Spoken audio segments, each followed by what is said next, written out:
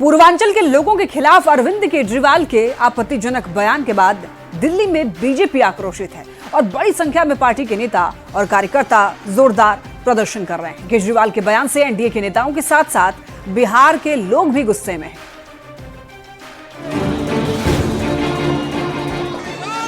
गुस्सा, प्रदर्शन, नारेबाजी और पानी की बौछार, ये तस्वीरें दिल्ली की हैं। दिल्ली के पूर्व मुख्यमंत्री अरविंद केजरीवाल के घर के बाहर बीजेपी पूर्वांचल मोर्चा के कार्यकर्ताओं ने जोरदार प्रदर्शन किया, जिनको रोकने के लिए पुलिस को ठंड के दिनों में पानी की बौछार करनी पड़ी। ये गुस्सा अरविंद केजरीवाल के उस बयान को लेकर जो उन्होंने बिहार यूपी के लोगों को लेकर दिया।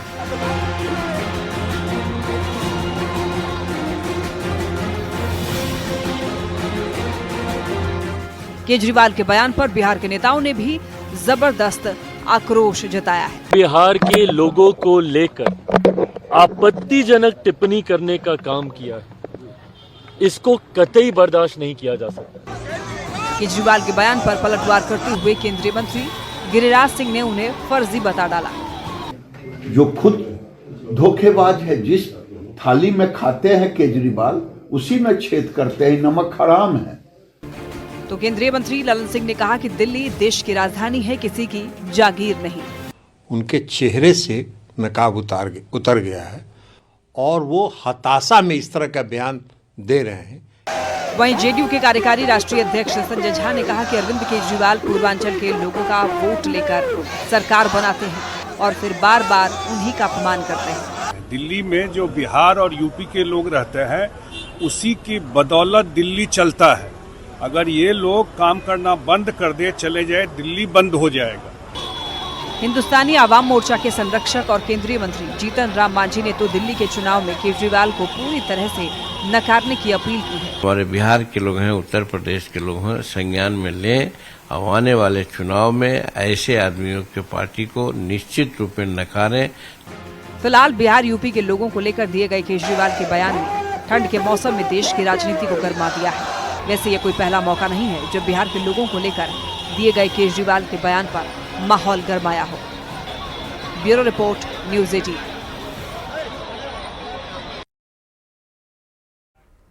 तेजस्वी यादव ने केजरीवाल के फर्जी वोटर वाले बयान का बचाव किया है। उन्होंने कहा कि ये चुनाव के दौरान मतदाता सूची में नाम हटाने या जोड़ने का मामला है। महाराष्ट्र में भी लाखों वोट बाद में इकट्ठा किए गए थे, ये जोड़ने या घटाने का मामला है। उन्होंने साथ ही ये भी कहा है कि इसे एक मुद्दा बनाने की कोशिश की जा रही है। जुड़वाना हटवाने वाला जो है, ये तो बात उसका है। महाराष्ट्र में भी आप देखेंगे कि बाद में जो है लाखों वोट जुटे, तो ये मामला तो एडिशन और आपका जोड़ने और हटाने का ही है। तो इसमें हमको नहीं लगता कि ज्यादा लोग जो है मुद्दा बनाने की कोशिश कर रहे हैं। अरविंद केजरीवाल का बचाव करने के बाद तेजस्वी यादव पर एनडीए भड़क उठा है। बीजेपी और जेडीयू ने तेजस्वी यादव पर हमला बोला तो कांग्रेस ने तेजस्वी यादव का बचाव किया। मेरे भाई, यही हाल अरविंद केजरीवाल जी और तेजस्वी यादव जी का है। केजरीवाल जी ने बिहारियों का अपमान किया कि झट तेजस्वी जी उनके साथ खड़े हो दिए। जनता में भ्रम फैलाना, आपस में लड़वाना, भ्रष्टाचार को अंतिम अंजाम तक पहुंचाना, यही अब काज दोनों नेताओं का रह गया है। लेकिन ताज्जुब तब होता है जब अपनी राजनीति चमकाने के लिए तेजस्वी यादव जी उनका बचाव करते हैं। बिहारी अस्मिता पर कोई चोट करे लेकिन तेजस्वी जी कुछ नहीं बोलेंगे। ठीक ही बात है। इस विधानसभा के चुनाव में बिहार और उत्तर प्रदेश के पूर्वांचल के लोग अरविंद केजरीवाल जी को सबक सिखाएंगे और बिहार के अपमान पर चुप रहने के लिए आने वाले बिहार के विधानसभा चुनाव में तेजस्वी यादव जी को सबक सिखाएंगे। ये तो सर्वविदित है कि मोदी सरकार चुनाव के वक्त मतदाता सूची को बढ़ाता है और घटाता है अपने सुविधा के हिसाब से। जिस प्रकार से महाराष्ट्र में मतदाताओं की संख्या कई जगह बढ़ाई गई, और जब चुनाव होता है तो चुनाव के दिन चुनाव आयोग सही लिस्ट तक जारी नहीं करता जनता के बीच में। लालू प्रसाद के करीबी और पूर्व मंत्री आलोक मेहता पर ईडी ने शिकंजा कसा है। वैशाली शहरी कॉरपोरेशन बैंक से जुड़े 85 करोड़ रुपए से बैंक लोन घोटाला मामले में ईडी की टीम ने आलोक मेहता के 19 लोकेशंस पर सर्च ऑपरेशन को अंजाम दिया है। भ्रष्टाचार के खिलाफ ईडी की इस बड़ी कार्रवाई के बाद में अब सियासत सुलग गई है।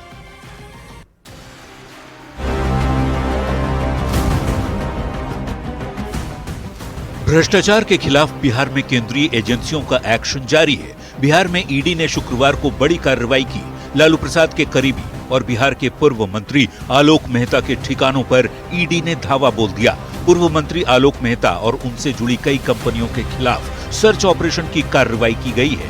जांच एजेंसी ईडी ने करीब 19 लोकेशंस पर सर्च ऑपरेशन की कार्रवाई को अंजाम दिया। ईडी की ये बड़ी कार्रवाई वैशाली शहरी कॉरपोरेशन बैंक से जुड़े 85 करोड़ रुपए के बैंक लोन घोटाला मामले में है। बैंक के प्रमोटर सहित बैंक से जुड़े चेयरमैन, सीएमडी, सीईओ सहित कई अन्य अधिकारियों की भूमिका संदिग्ध है। बिहार सरकार के पूर्व मंत्री और राजद नेता आलोक मेहता के पर ईडी ने शिकंजा कस दिया है और उनके ये जो वैशाली शहरी कोऑपरेटिव बैंक लिमिटेड है जो उसके पर ऋण वसूली की कार्रवाई जो है वो शुरू कर दी गई है। उनके इस बैंक में करीब 83 करोड़ का घोटाला हुआ है, ऋण घोटाला हुआ है, जिसको लेकर ठिकानों पर ईडी की कार्रवाई आज सुबह से चल रही है। न्यूज 18 की टीम महुआ में बैंक की शाखा पहुंची तो फर्जी दस्तावेज के आधार पर ऋण घोटाले के अलावा एक अलग मामला भी सामने आया। ग्राहकों का कहना है कि बैंक ने उनके साथ भी धोखाधड़ी की है। सालों से उनका पैसा बैंक में फंसा हुआ है। कोऑपरेटिव बैंक में मेरा मैडम के नाम से खाता खुलाया गया जी, और इस पे हमको हमारा खाता से पैसा यहाँ पे निकासी करवा के और यहाँ लगभग 11 लाख रुपया के तकरीबन मंगा लिया गया। ठीक है सर। और उसके बाद 5 लाख रुपया का एफडी कर दिया और 6 लाख रुपया का कैश शेयर होल्डर बना दिया अपना मर्जी से बिना बताए हुए। और उसके बाद बैंक को हम जब टाइम पूरा हम बोले भाई मेरा पैसा मिलना चाहिए तो बोले कि से ठीक है से मिल जाएगा। बैंक एक क्लोज हो गया, यह हो गया, वह माने समझाने लगे बैंक चलेगा तो मिलेगा। लोग को अधिक सूद का प्रलोभन दिया गया। 8%, 8.5% इंटरेस्ट देता था और हम लोगों का आलोक मेहता से पहले से संबंध है। मेरा पर्सनल रुपया मेरी पत्नी के नाम, हमारे प्रोपराइटर के नाम इस बैंक में जमा था, फिक्स डिपॉजिट और आरडी में। वैशाली शहरी विकास सहकारिता बैंक लिमिटेड में 85 करोड़ रुपए के लोन फ्रॉड केस में आलोक मेहता पर गंभीर आरोप है कि लगभग 400 फर्जी लोन खातों को खोलकर नकली और जाली वेयरहाउस और LIC रिसीट्स के आधार पर फंड को फर्जी तरीके से बांटा गया। आलोक मेहता की व्यावसायिक इकाइयों की इस फ्रॉड में संलिप्तता पाई गई है। ये मामला सार्वजनिक धन के गबन और मनी लॉन्ड्रिंग से जुड़ा है। आलोक मेहता पर आरोप है कि उन्होंने न केवल बैंक अधिकारियों की मदद की बल्कि सार्वजनिक धन की हेराफेरी और मनी लॉन्ड्रिंग में भी भूमिका निभाई। इस मामले में अन्य बड़े नाम भी सामने आ सकते हैं। न्यूज 18 के लिए वैशाली से प्रफुल्ल कुमार की रिपोर्ट। इधर आलोक मेहता के ठिकानों पर रेड को लेकर तेजस्वी यादव ने एक बार फिर केंद्र सरकार को घेरा है। तेजस्वी यादव ने केंद्र सरकार पर परेशान करने का आरोप लगाया। आप लोगों को ध्यान नहीं है, जिस दिन हम लोगों की सरकार बनी थी 22 में, उसके बाद जदयू के जो मंत्री रहे उनके कई रिश्तेदारों के यहाँ जो है छापे मारे गए। अब नाम तो आप लोग भी जानते हैं। MLC जो थे राधाचरण सेठ, उन पे भी हुआ है। आप विजय चौधरी जी के रिश्तेदार पे भी हुआ, ललन सिंह के खास पे भी हुआ।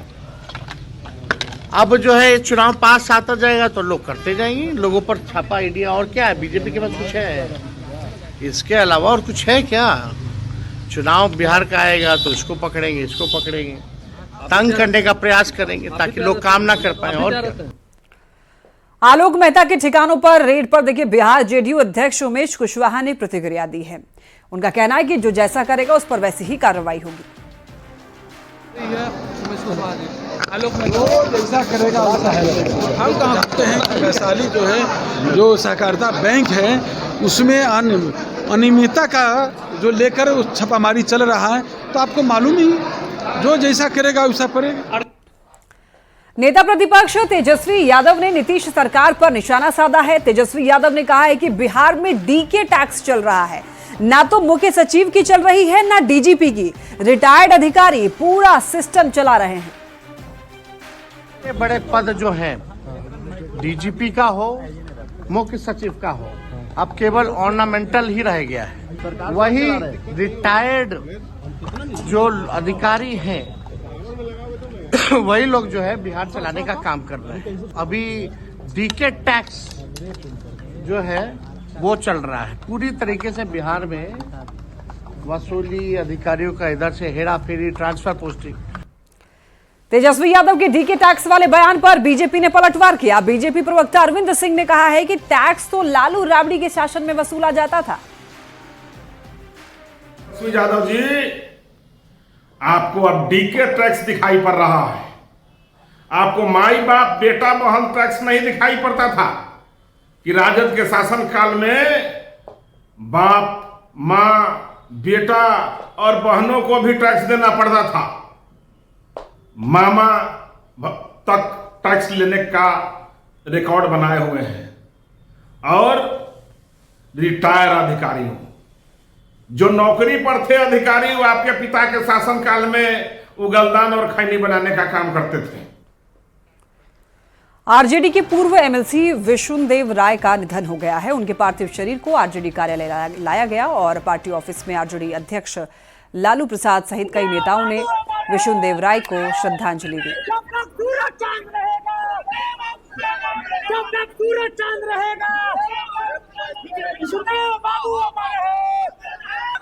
समाजवादी नेता का जो एक बड़ा लकीर वैशाली जिला से खींच कर करके पूरे बिहार में उन्होंने जो लकीर खींचने का काम किया, आज हम लोग के बीच नहीं है। एक सहकारिता आंदोलन के जुड़े हुए बहुत बड़े नेता, हम लोग के बड़े पापा आदरणीय विशुनदेव बाबू का निधन हम लोग के लिए अपूरणीय क्षति है। खबर सासाराम से, जहां पर देखिए 27 दिसंबर की रात सासाराम में गोली लगने से बादल सिंह की मौत की जांच तेज हो चुकी है। जांच को लेकर सीआईडी की टीम सासाराम पहुंची। टीम के साथ में एफएसएल की टीम भी वहां पर मौजूद रही और देखिए सासाराम के तत्कालीन ट्रैफिक डीएसपी आदिल बिलाल पर जन्मदिन मना रहे युवकों पर फायरिंग का आरोप है। इस दौरान गोली लगने से बादल सिंह नामक युवक की मौत भी हो गई थी और इसी मामले की देखिए जांच जो है रोहतास पुलिस ने सीआईडी को सौंप दी है, जिसके बाद अधिकारियों ने जांच शुरू कर दी है। तो इस मामले में 3 मुकदमा दर्ज किया गया है। जायजा लिया है न्यूज 18 संवाददाता अजीत कुमार ने। लेकर अपराध अनुसंधान विभाग की टीम पहुंची है। आप देख सकते हैं इसी परिसर में हत्याकांड हुई थी। आरोप डीएसपी आदिल बिलाल पर लगा था और उसके बाद एफएसएल की टीम भी जांच की और तत्काल जो है यहाँ पर सीआईडी की टीम पहुंची है और तमाम बिंदुओं पर जांच की जा रही है। बता दें कि जिला प्रशासन पुलिस जो है इस पूरे मामले को सीआईडी यानी अपराध अनुसंधान विभाग को सौंप दी है।